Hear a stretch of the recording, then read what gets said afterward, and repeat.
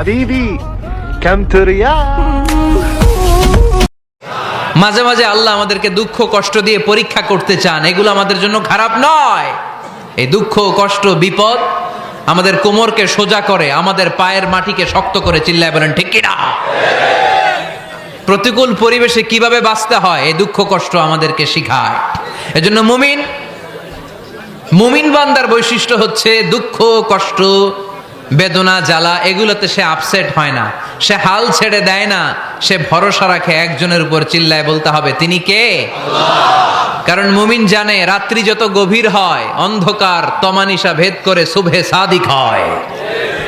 মুমিন জানে গর্ভবতী নারীর পেটের ব্যথা যেই দিন বাড়তে থাকে ওই দিনই নতুন মেহমান আগমনের সময় ঘনাতে থাকে।